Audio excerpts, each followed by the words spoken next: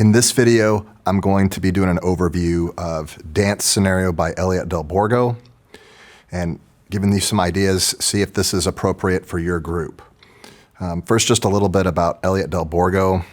The guy wrote hundreds of pieces of music for band and string orchestra, and he was a really good teacher himself, clinician, adjudicator. He's done it all. Dance Scenario is fun, it's quick, it's fiddle-like. It includes treble clef parts for viola, and it also includes a piano part, although they're not in the score. It's a grade 2, but it's a tough grade 2. What makes it tough? There's double stops, there's open patterns. We have B flats on the A string, and there's also half position stuff on the E string too, but no B flats on the E string. We have slurs, we have portato bowings, double up bows, double down bows, pizzicato, accents, just a lot of stuff going on. There's also a wide dynamic range.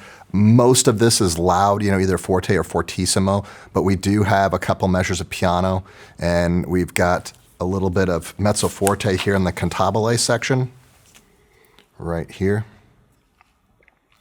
So this section does have a bit of a style change. We've got the cantabile upper strings, and we've got pizzicato low strings. So yeah, it's definitely not a gimme.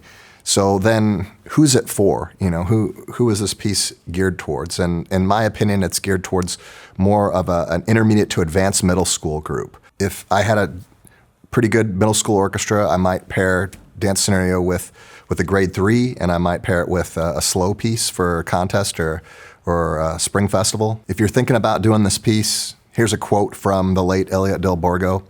He says, "Sight read this piece straight through from beginning to end. And if you gotta restart the piece more than 3 times, then it's too hard for your group. Put it away and save it for next year." So that might be a good strategy to figure out if this is appropriate or not. I don't know if I 100% agree with that, but it at least gives you a good idea. The first violin part is definitely harder than all the other parts. So if you've got a few kids that are hot shots that can hold down the fort on the first violin part, there's still some challenging stuff in the other parts, don't get me wrong, but a lot of the bulk of the left-hand technique especially is in first violin. So you might want to think about that when programming as well and when teaching the piece, because do you want just the first violins to get that technique, or do you want the whole orchestra to be able to improve their technique too? In the next video, I'm going to be talking about bowings.